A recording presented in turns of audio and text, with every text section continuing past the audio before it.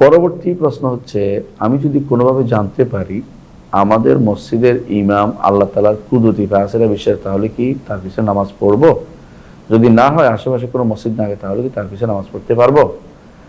জি ভাই, এটার উত্তর আমরা দিয়েছি যে আল্লাহর পা আছে যারা স্বীকার করে কিন্তু কুদরতি পা বলে, তারা তাহবিল করে। আর তাহবিলকারীর পিছনে সালাত হবে।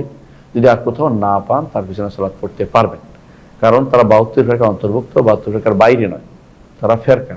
এদের আশারি মাতুরিদিরা ফেরকা, তারা 72 ফেরকা বাইরে নয়, কিন্তু ফেরকা তারা, অর্থাৎ তারা কাফের হয়ে যায়নি, কিন্তু তারা ফেরকার ভিতরে ফেরকার অন্তর্ভুক্ত, যাদের ব্যাপারে রাসূলুল্লাহ সাল্লাল্লাহু আলাইহি ওয়াসাল্লাম বলেছেন কুল্লুহা ফিন্নার ইল্লা ওয়াহিদা, সবগুলি জাহান্নামে যাবে, একটি ব্যতীত। একটি হচ্ছে আহলুস সুন্নাহ ওয়াল জামাআহ, আর বাকি সবগুলি জাহান্নামে যাওয়ার জন্য ওয়াইদ প্রাপ্ত, ধমকি প্রাপ্ত। বিভিন্ন কারণে হয়তো জাহান্নামে নাও যেতে পারে, আল্লাহ তাআলা তার ক্ষমা করবেন, বিভিন্ন কারণে আমল ভালো হওয়ার কারণে ভুলগুলো ক্ষমা করবেন, কিন্তু জাহান্নামে যাওয়ার জন্য তাদের ওয়াইদ প্রাপ্ত যেহেতু, এই জন্য তারা অবশ্যই এরা বাতিল এবং তারা পথভ্রষ্ট, এবং তবে তারা কাফের আমরা বলি না। এই জন্য যেহেতু কাফের বলি না, আর ইমানের ছোঁয়া থাকলে তার পিছনে সালাত শুদ্ধ হয়। এই জন্য ইমাম আহমদ ইবনে হাম্বল রাহমাতুল্লাহ আলাইহির সময় তারা সালাত পড়তে নিষেধ করতেন জাহমিয়াদের পিছনে, কিন্তু যারা তাবিল করতো তাদের পিছনে কেউ সালাত আদায় করতে নিষেধ করতেন। কুল্লাবিয়াতের পিছনে সালাত করতে নিষেধ করেন নাই, তাদের সাথে বসতে নিষেধ করেছেন। আপনি যদি পারেন সেখানে বা অন্য কোথাও ভালো করতে পারেন, তাহলে অবশ্যই তাদের সাথে ভালো জায়গায় চলে যাবেন। হিজরত করা একটা গুরুত্বপূর্ণ জায়গা, এটা মনে রাখবেন। ভালো পরিবেশে থাকলে আপনার সন্তানরাও ভালো হবে। চেষ্টা করবেন ভালো পরিবেশে সন্তানদের বড় করতে, নিজেও ভালো পরিবেশে চলে যাবেন। এমন মসজিদের কাছে যাবেন যে মসজিদে আপনার সুন্দর মতে সালাত হয়। সালাত যদি সুন্দর না হয়, আর কোনো কিছু সুন্দর হইতে পারে না। একজন মানুষের ইমানের পরিচয় সালাতের মাধ্যমে, যত বেশি সুন্দর হবে সালাত, তার ইমান তত বেশি উত্তম বলে বিবেচিত হবে। আশা করি বিষয়টা বুঝছেন। পরবর্তী প্রশ্ন হচ্ছে, আল্লাহ একটি মৃদু শীতল বাতাস পাঠাবেন যা ইয়েমেনের দিক থেকে আসবে, এবং যাদের অন্তরে সামান্য ইমান আছে তাদের কাউকে ছাড়বে না, সবাইকে মৃত্যু দান করবেন। এটা কি সত্যি? তা সত্যি হলে এটা কোথায় আছে? বুঝছি আপনার কথাটা ভাই। এটা আছে, অবশ্যই সত্যি। হাদিসে আসছে যে আল্লাহ তাআলা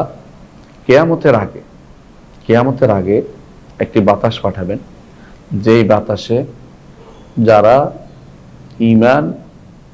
ইমানদার আছে তারা মারা পড়বে, আর যারা বাকি থাকবে তারা থাকবে একেবারে কাফের।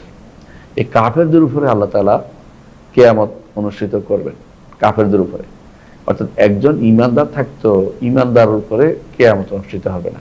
যারা থাকবে সবচেয়ে নিকৃষ্ট লোক, রাসূলুল্লাহ সাল্লাল্লাহু আলাইহি ওয়াসাল্লাম বলেছেন যে সবচেয়ে নিকৃষ্ট লোকদের উপরে কিয়ামত হবে, এবং তারা আল্লাহকেও চিনবে না, দিনকেও জানবে না, রাসূলকে পড়া হবে না। বর্তমানে যেমন অধিকাংশ জায়গাতে এর একটা নমুনা দেখা যাচ্ছে, দিন পড়ে না কেউ, দুনিয়া পড়ায় ব্যস্ত। দিন পড়ে যারা, তাদের নিয়ে তারা অনেকে উপহাস করে, যদি উপহাস করা কাফের হয়ে যায়, এবং দিন পড়ার ক্ষেত্রে মুখ ফিরিয়ে থাকে, কারণ মুখ ফিরিয়ে থাকাও কাফের হয়ে যায়। এগুলি অনেকেই জানার পরেও তারা গুরুত্ব দেয় না, অনেকে জানেও না, জানলেও তারা মানে না।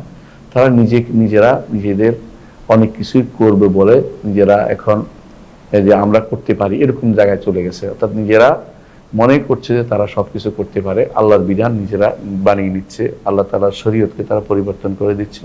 এই জন্য এই জাতীয় লোকেরা ভয়াবহ বিভ্রান্তিতে লিপ্ত রয়েছে।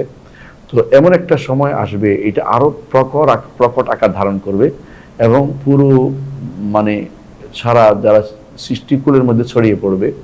ইমানদার তখন আর কেউ অবশিষ্ট থাকবে না। আল্লাহ তাআলা এই ইমানদারদেরকে নেয়ার জন্য একটা বাতাসের ব্যবস্থা করবেন, একটি বাতাস বের হবে, এবং সেই বাতাসে সমস্ত এই ইমানদাররা মারা পড়ে যাবে, শুধু বাকি থাকবে শুধুমাত্র কাফেররাই শুধু অবশিষ্ট থাকবে।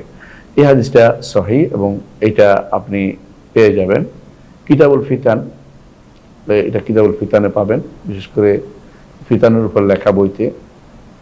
এবং এটা পাবেন আপনি, আরো এটা পাবেন একটা বই আছে, নাম হচ্ছে আশরাতুস সাআ, কিয়ামতের আলামত। এই বইতে ইউসুফ আল ওয়াবিলের বইতে আপনি বিস্তারিত পাবেন, এই সংক্রান্ত অনেকগুলো হাদিসের বর্ণনা আসছে, সেগুলি থেকে আপনি এটা পেয়ে যাবেন। বিশুদ্ধ বর্ণনা।